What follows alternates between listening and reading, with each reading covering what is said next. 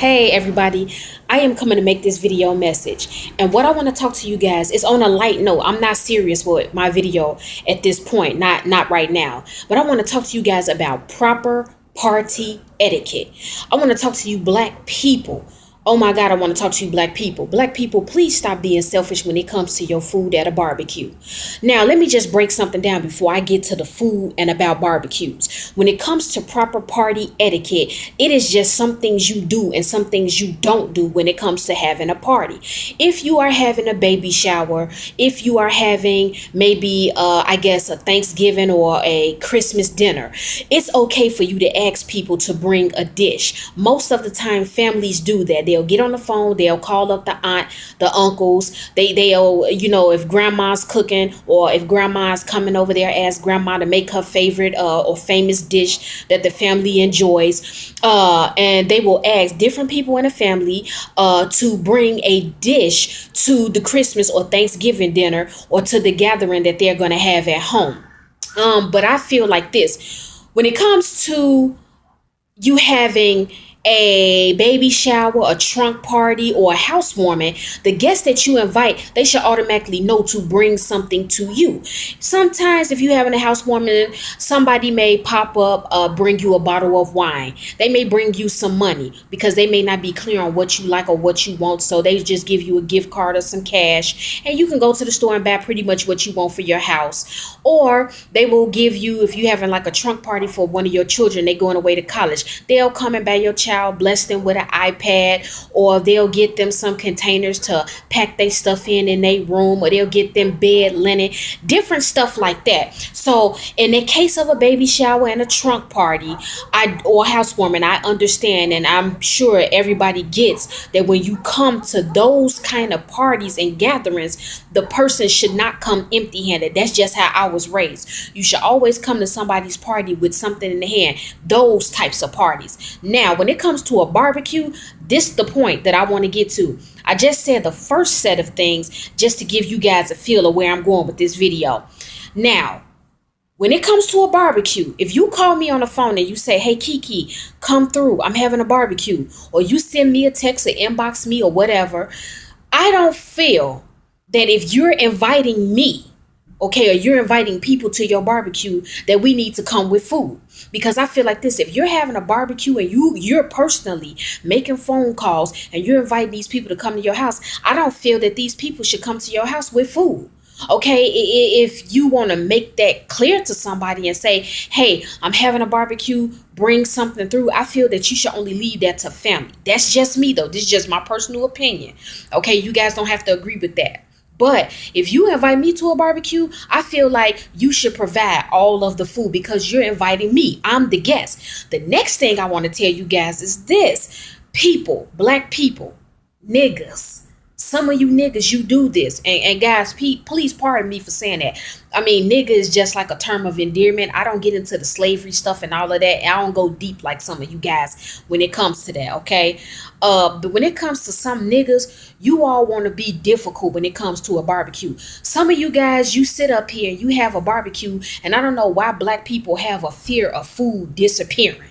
Black people have this thing where they like to hide food and they want to put stipulations on certain food guests can and cannot eat. Let me give you an example. Let me break it down. They'll have hot links, they'll have ribs, they'll even have steak. But I've been to barbecues several different times with several different kind of black people, but the same problem is common. They have the same common issue.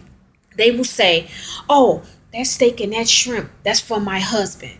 Or that's for my dad, or I'm saving the shrimp for my mother-in-law. The grilled chicken, that season is for just me and the kids. The guests can't have that. Black people will even have somebody that monitors who eats what. You'll have this huge picnic table and they'll say, hey, everybody go eat. Get you a plate. Go have fun. Go eat. And you'll have a line of people lined up outside to go get something to eat. But it'll be that one person, the grandmama or the ignorant, drunk, ghetto, uncouth auntie.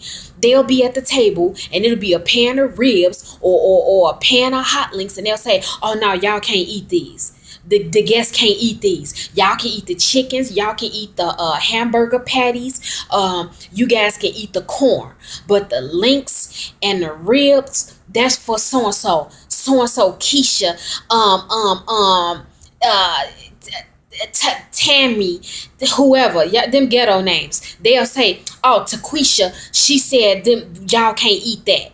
I've dealt with this. Some of you guys are probably laughing right now, but seriously, I mean this. Seriously, I promise you, I mean this. I'm not even trying to be funny or joke with you guys, but it is a serious thing that I see happening, and I want you black people to stop doing that. Stop being ignorant. Stop being selfish. Even when it comes to you having a barbecue, don't tell guests to come to your house, and then when they get there, the food is not ready. That's something else that I found out with a lot of black people. If you having a barbecue and you say, "Hey, my barbecue is at 3 o'clock." When your guests get there at 3 o'clock, your food should have already been done. I can understand if you have like a few little things, you doing a few finishing touches on the grill, and you're wrapping up. But for your guests to get there at the time that you set your barbecue for, and it's at 3 or 4 o'clock, but your guests not eating till 7 or 8 or 9 o'clock at night, that is completely insane. That's unacceptable, and it's ghetto. Let me tell you something about white people. Woo! White people. Oh my God. White people, they give me life. They give me life when it comes to this. White people, you do not have to worry about food being ready when you come to a white person's house. When you go to a white person barbecue, they will freely, openly let you eat whatever it is that you want. These white people will give you ribs, corn on the cob, shrimp, hot links, steak. I've even seen white people barbecue and grill vegetables, grill fruit. I've seen them like put peaches on the grill, okay, and make desserts, and you can eat it. They even be pulling out the liquor, and I don't even drink, but they'll be pulling out Patron, all types of whiskeys, wines, vodka.